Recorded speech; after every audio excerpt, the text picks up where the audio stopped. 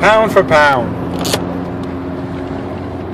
My understanding of pound for pound is a fighter who has traversed a multitude of weight classes and has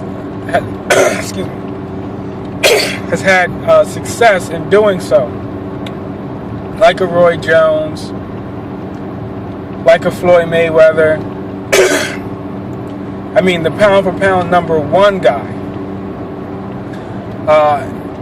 If you want to compare what Floyd Mayweather did that Andre Ward has not done, Floyd Mayweather dominated his division that he initially started out in, just like Ward has been dominating the division that he has initially started out in and is currently still in.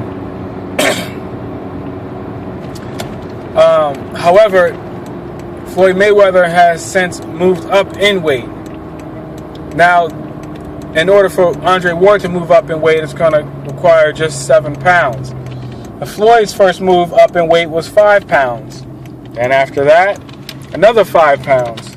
Then after that, 7 pounds. Then after that, what was it? Another 7 pounds. So he's moved up. He's fought in 5 weight classes and has had success. Now, there's a couple of arguments going around. It's not a lifetime achievement award. It's about what have you done for me lately. Okay, well then, Andre Ward's Super 6 tournament is a thing of the past. So that doesn't go into the discussion. That's what helped bring him to the discussion, but it's not something that keeps him in the discussion. Andre Ward and Floyd Mayweather had the same number of fights in 2012. They both fought once. Now, it's debatable whether or not you can rank Chad Dawson higher than you would rank Miguel Cotto. But if the Chad Dawson fighters will put Ward over Floyd, fine. Take that. But Floyd Mayweather has had a fight this year. Andre Ward has not. So as far as activity goes, you know, the same. In the last 3 years, the guys had the same number of fights. Both of them had 3 fights. 2013, 2012, 2011. Andre Ward and Floyd Mayweather had the same number of fights. 3. But Floyd Mayweather, as what has he done for me lately this year, has had a fight against a credible opponent, and he dominated him. Now, rylojen said that, you know, he likens the pound for pound number one as the MVP. Okay, well, MVP is done every year. So, what have you done for me lately says that Floyd Mayweather should be in a consideration. This is like you putting Derrick Rose in the running for MVP last year when he didn't play at all. You know, talent-wise, he's a quality candidate, but he hasn't had a fight. So Andre Ward hasn't had a fight yet, and you guys want to take Floyd out of the number one position because of inactivity. Okay? I could accept that if you didn't have Andre Ward in the number one slot because he's currently inactive. So, and, you know, Floyd is active. Now, Ward said he wants to fight in September, but he's having promotional issues. May not actually fight this year. So then what are you going to say? If Floyd fights 2 times this year and Andre Ward fights no times this year, where's Andre Ward going to rank on your pound for pound list? Is he going to even be on it? Can we have some consistency here? You see, guys if the pound for pound list is that flexible where you could just take somebody off, or you could just demote somebody who has had fights every year. The past 2009 he had 1 fight, Floyd did. 2010 he had 1 fight, 2011 he had 1 fight, 2012 he had 1 fight, 2013 he had 1 fight. So in the past 5 years, he's at least had 1 fight in each of those years. What have you done for me lately, right? So how far back does it go? Does it go back as far as 2010 so that we can include the start of the Super 6 tournament? Well, if it goes back that far, what about the future Hall of Famer he fought in Sugar Shane Mosley? What about the future Hall of Famer he fought last year in Miguel Cotto?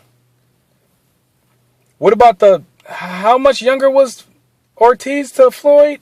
And how much heavier was Ortiz to Floyd? And he fought a Robert Guerrero, a guy who's another, what, 5, 6 years younger than him?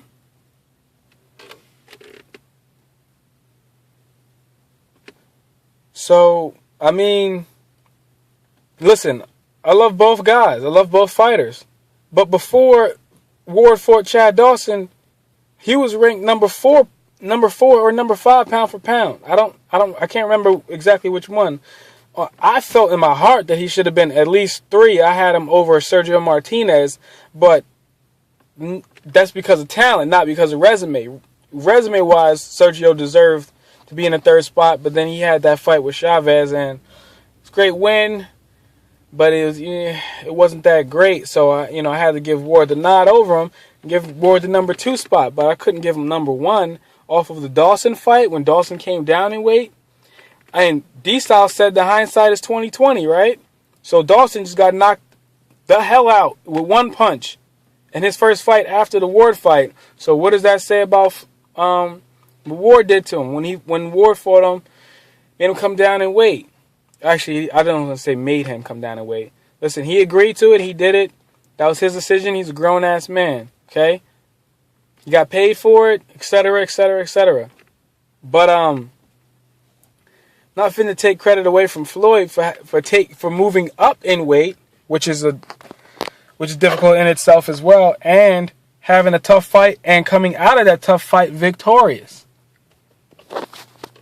So I mean, then he blew out Robert Guerrero, and now he's slated for another fight. Now that anything can happen right now. He can retire right now. He can never have a fight. Well, Ward hasn't had a fight. So what have you done for me lately? Where do you have Andre Ward rated at now? Because I keep hearing Ward's number 1, Ward's number 1. Ward hasn't had a fight in almost a year. 10 months to this day. If I'm not mistaken. No, not to the day. But 10 months. From last September till now. So, how can you keep Andre Ward number 1 pound for pound when you removed Floyd for the reasons that you removed Floyd for inactivity, but you put Ward there, and Ward's inactive right now, but you're keeping him there? That makes it seem like hate, like you just don't want to give it to Floyd. Like I said, to Rylo Jenkins, what has Floyd done that Ward hasn't done? Floyd's last fight was at 147. The fight before that was in a weight class that's different from the weight class that he normally fights at since he came back out of retirement. Since we want to discount everything before retirement, he came back from retirement at welterweight. He had 3 welterweight fights. He had 1 fight at junior middleweight. He moved up in weight, fought Cotto. Then he came back to 47 and fought Guerrero. Now he's slated to have a fight at 54. But my point is, if that fight doesn't happen, Floyd, according to you guys' standard, should be number 1 because Ward has not had a fight yet. Okay, so don't try to give him pound for pound status because he's fighting a fighter that you want to see him fight. He had more fights than Andre Ward had right now. Okay, so logic dictates that his activity pushes him above Andre Ward right now. Because that's the basis for a lot of you guys' arguments. This is Perfect P234. Response video to bloodboxing, Rylo Jenkins, dstyleboxing.